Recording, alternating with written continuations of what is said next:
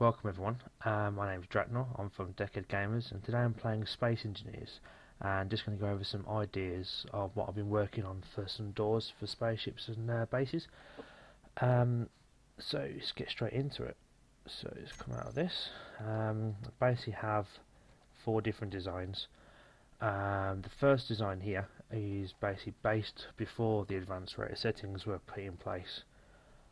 So on the side we basically have normal space station blocks with an actual ship which is based in between the gap, so it goes all the way across the middle with engines either side and also the landing gear just to keep it stable so it doesn't break apart as it goes down and up.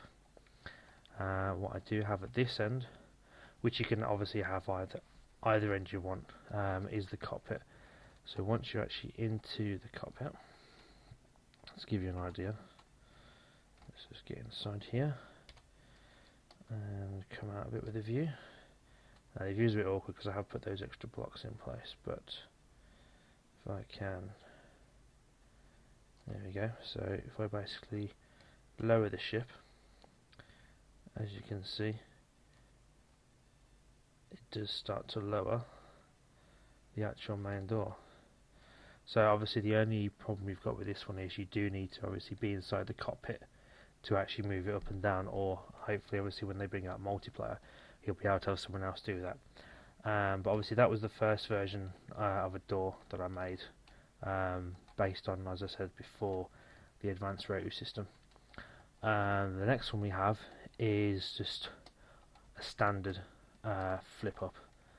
So if we go into this one here, so you just got a standard rotor. Basically all you have to do is just be change the velocities, as long as you basically put it at a 90-degree angle or however you want the door, if you want it completely fully open or half open like I've done. All you need to do then is every time you come up to it is just change the actual speed and which direction it's going, and that will start to open up. And obviously because it's been set to a 90-degree angle, it will obviously stay at 90 degrees, unless there's a problem where it would hit another block and break off, but I've made sure by having an extra gap at the back. So you have got some gaps mainly on the back there at the top and on this side, unless you obviously bring out the actual space dock itself, but again you've just got to be careful that you don't clip onto it and it breaks it loose. So obviously again, to close that one you just literally go back on it again, change the velocity to go to the opposite direction, and that will then close. The next one, I know a couple of other people have been mentioning this in the workshop, is obviously the piston version of the door. So obviously with this sort of style you can make it as big or as small as you basically want it, depending on obviously how big your door space is. But obviously with these ones you can put them on a main ship as a hangar door, or a normal airlock, whichever you basically find easier. But again with this thing, even though there's multiple actual motors connected to it, you only need to play with the one, which is the main one, which is linked there with the three blocks. That's the one that basically needs to move. The other ones are just put in place to obviously keep it all together, because they're free rotating. If they're not being used, it means it all just stays together and it shouldn't basically cause any problems. And again with the landing gear, that's just to keep it steady going up and down so it doesn't spin all over the place and break off and cause problems. So with this one we'll do the same again. So we'll just basically change the velocity to a minus. We'll come off it this time so you can actually physically see it. As you can see, only the actual first one turns, but it obviously turns the second and third to actually physically pull the door upwards.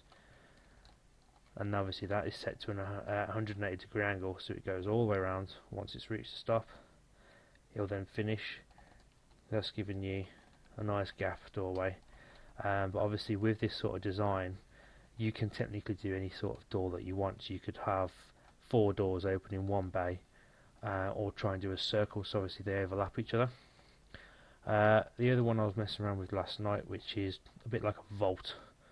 So with this one you've actually got 2 motors that you mess with, but you can actually change the speed, so one will open quicker than the other. So if we jump on this one and put this one to -2, so it's quite quick, and this one a bit lower.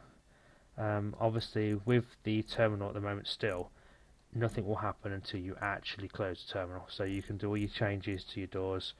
Once you've clicked off it, the doors then just start to open.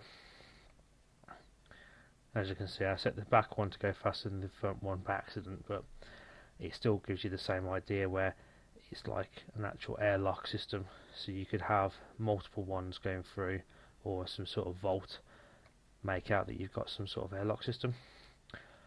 So that's basically it for the sort of doors ideas that I've had so far, obviously until the next updates come out for us and we can start to mess around with some more.